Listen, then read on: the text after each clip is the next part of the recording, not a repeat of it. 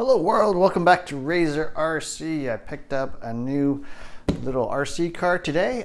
This is the Team Associated Reflex 14B. So this has actually been out for about a year or so. I actually did not really pay attention when this thing first came out in 2018, last year.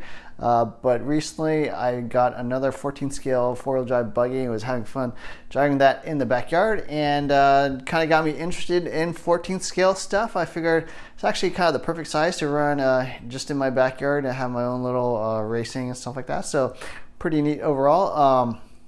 This comes in two versions. They have a fully ready to run version with a battery and charger. I think that sells for about $215 or so. And then they sell this version, which is the $180 version that does not have a battery or charger.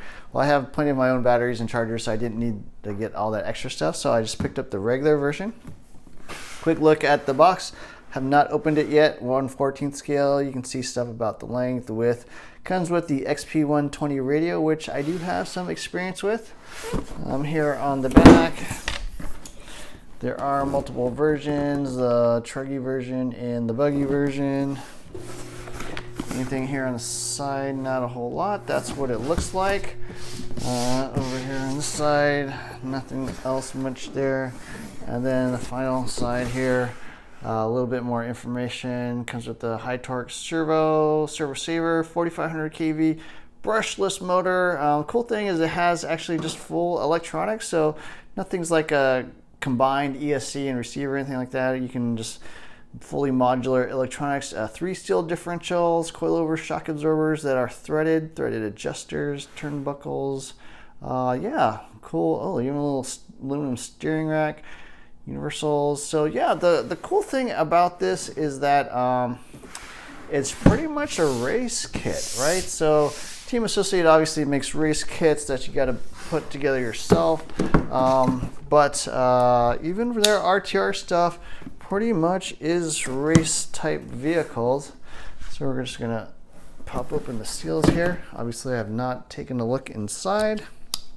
Yeah, so I had this WL Toys 144008, pretty cool buggy, but it was really just a clone of the LC Racing 1/14 scale, and I kind of looked at the differences. It's kind of a cheaped out version, did not have a lot of the stuff you would expect out of the LC Racing version, so didn't have any sort of center diff or slipper. You know, just cheap overall. And so I looked into upgrading that, and it looked like it just cost too much to kind of get up to what I feel like is race specs. So rather than spend extra money on that, I figured I would pick up a little more race suitable type vehicle. So here it is, the Associated 14B. And I'm gonna cut these things out of the box and we'll take a closer look. Okay, we got everything out of the box. Take a quick look at the different pieces. So here's a little bag of all the manuals and stuff. A little information about the SC300 ESC, and there you got the specs: 2S and 6L nickel metal hydride capable. Looks like goes up to 5000 kV motor, 16 gauge wires, brushless of course. Some stickers for your body, so it's kind of got this cool little sort of US Air Force type styling. I don't know why they give you these little extra servo horn stuff. Information about the XP120. So this is their standard ready to run radio that comes on all their RTR cars. Little T-wrench, cross wrench, whatever you want to call it. I'm not sure what this is. Let's take a look. This paper here. So what is this? The Reedy what? Motor. Tells you keep it under 175. Tells you what to do if it overheats. A little bind plug. Actual manual. So the B and the T, the buggy and truggy version, are pretty much the same. Looks like, I think it's just the body and the wheels and tires are different. But pretty standard looking Team Associate type manual. Same as what you would see in a, you know, B6, B74 or whatever. actually kind of show you how everything gets put together. So that's pretty cool. One neat thing about this RC car is that they actually have come out with new option parts, so you can actually get aluminum upgrades for like the wheel hexes, the shocks. You can get like sway bars, all kinds of stuff. So titanium turnbuckles even. So this is like really meant for racing. It's a full-on race vehicle, and that's pretty cool to see. Here's the radio, XP120. I had one of these in my Pro SC10 RTR short course truck. Looks like exactly the same, although the receiver is different. It's a little bag of option parts. So another spur gear, some more rod ends. Cool thing is that this thing actually has like adjustable wheel hub heights, I believe. So we'll check that out. But yeah, it's got actually like different inserts that you can stick in the hubs to raise or lower those wheels. So if you're running on carpet or dirt, you can change the actual hub height. I'll talk about that someday in another video, but yeah, here's the little body.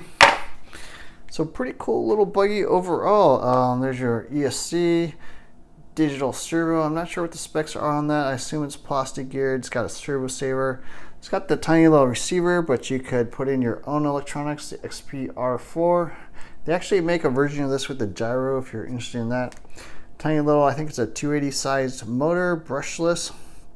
So these are their wheels and tires.